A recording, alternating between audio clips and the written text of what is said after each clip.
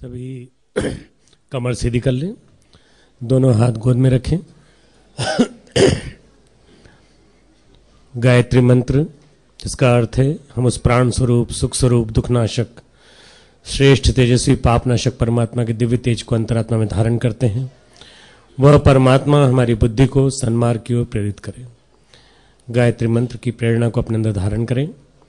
प्रार्थना करें कि उदीयमान सूर्य के माध्यम से सविता का तेज हमारे अंदर समाहित होता चला जाए और हमारे अंदर गुरुदेव की शक्ति, परमन्या माता जी की शक्ति वासंती उल्लास के साथ प्रकट हो। गायत्री मंत्र एक साथ।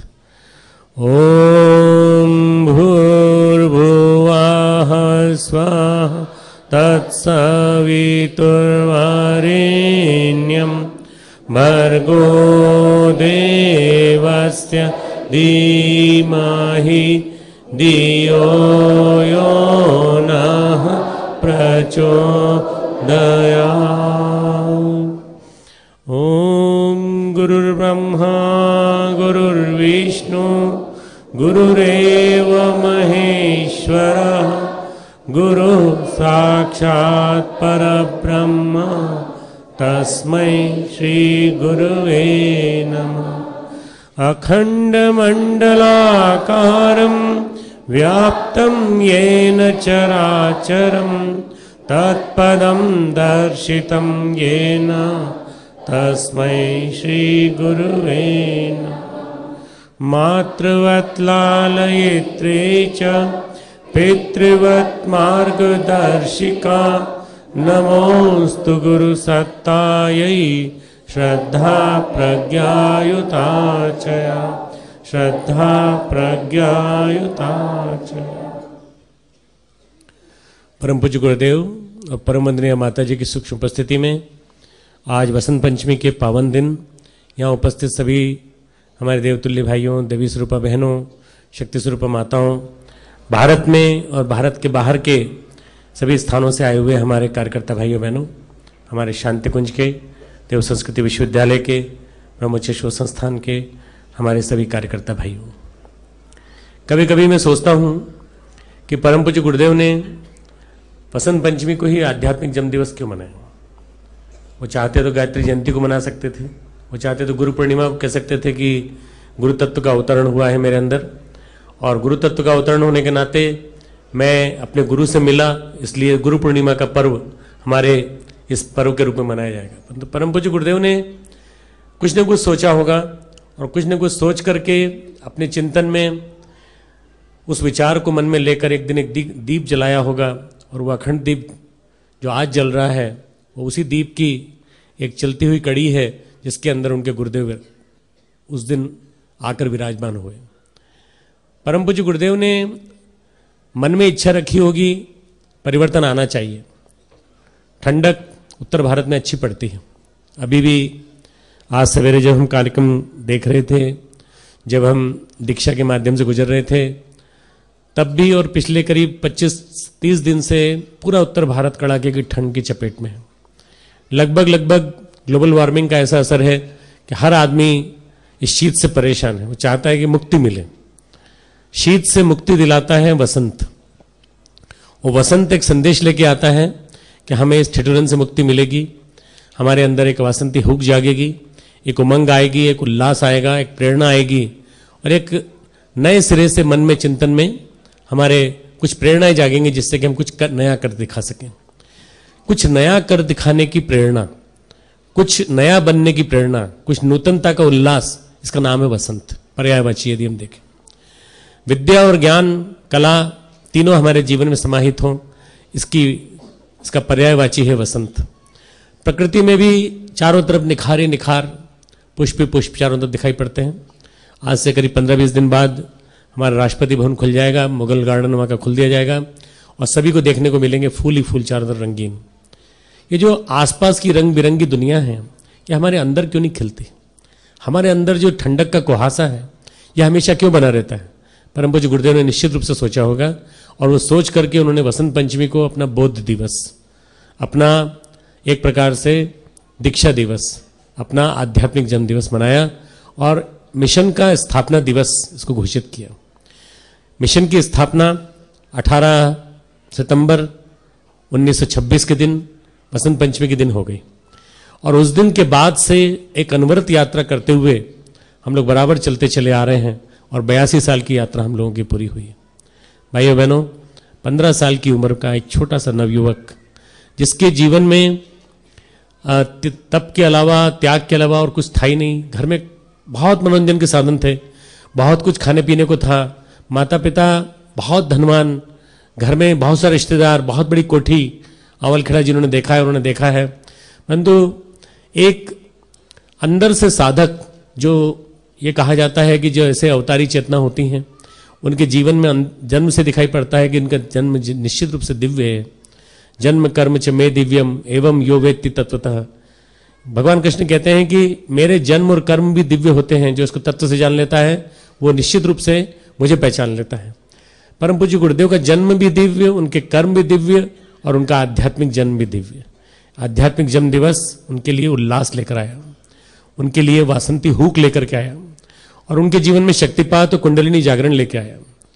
उन्होंने शक्तिपात का जो अर्थ किया परम पूज्य गुरुदेव ने, वो ये किया कि बेचैनी, आदर्शों के लिए काम करने की बेचैनी, वो बेचैनी जो आदर्शों के लिए कुछ करने के लिए तत्पर कर दे।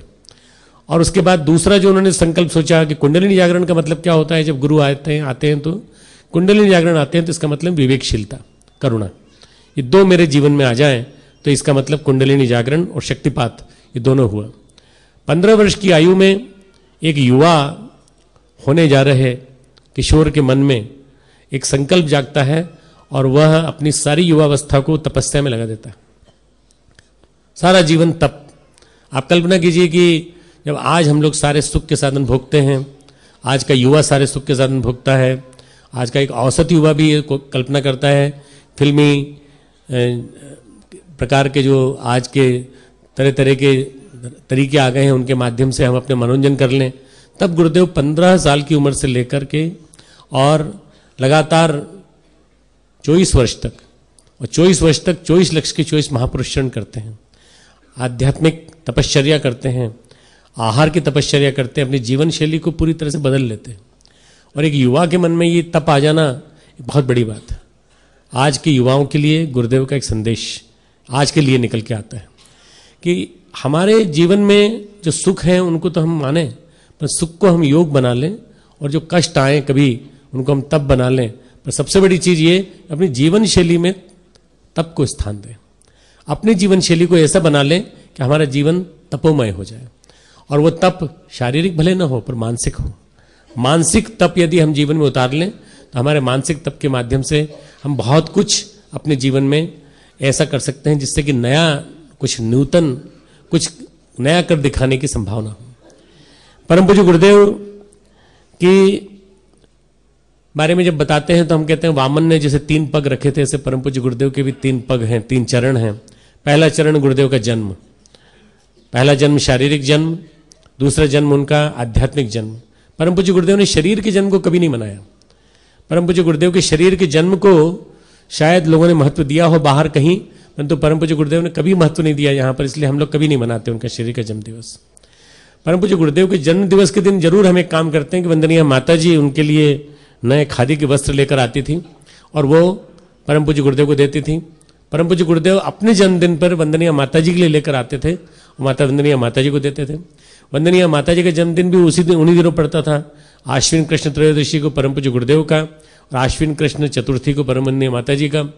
दोनों ने श्राद्ध पक्ष में जन्म लिया और दोनों के जन्मदिन शारीरिक रूप से जो होते थे उसमें आदान प्रदान होता था। उस दिन हम लोग इतना करते हैं, हम और जी दोनों, कि हम गुरुदेव माता जी के वस्त्र, नए वस्त्र लेकर के वहाँ रख देते हैं और ये मान के चलते हैं कि परम पूज्य गुरुदेव को जो एक परंपरा चली आ रही थी उस क्रम को हमें पूरा किया।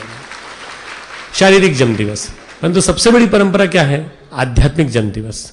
आध्यात्मिक जन्म दिवस जिसको कि सारा विश्व मनाता है, सारी प्रकृति मनाती है, सारा भारत नहीं बल्कि विश्व भर के अन्य देशों में भी आप देखेंगे कि वसंत पंचमी के बाद, स्प्रिंग के बाद वसंत का आगमन हो गया तो यहाँ से लेकर अमेरिका तक, यहाँ से लेकर चाइना तक, यहाँ से लेकर साइबेरिया तक, आप हर जगह देखेंगे अब से लेकर अप्रैल मई तक चारों तरफ उल्लास ही उल्लास। कई पर्व मनाए जाते हैं, कई प्रकार के उत्सव मनाए जाते हैं। ये उत्सव का समय है। अब से लेकर 40 दिन तक, होली के समय तक सारा समय उल्लास ही उल्लास का। क्यों? इस ठंडक को विदा करना है, इस जकड़न को विदा करना है, इस रजाई में घुसने की वृत्ति को विदा करना है, इस हाड़ कपाने वाली सर्दी में हाथ सेकने वाली वृत्ति को विदा करना है, अपने अंदर का तप जिंदा करना है, जिससे हमारे अंदर तप गर्मी ला सके।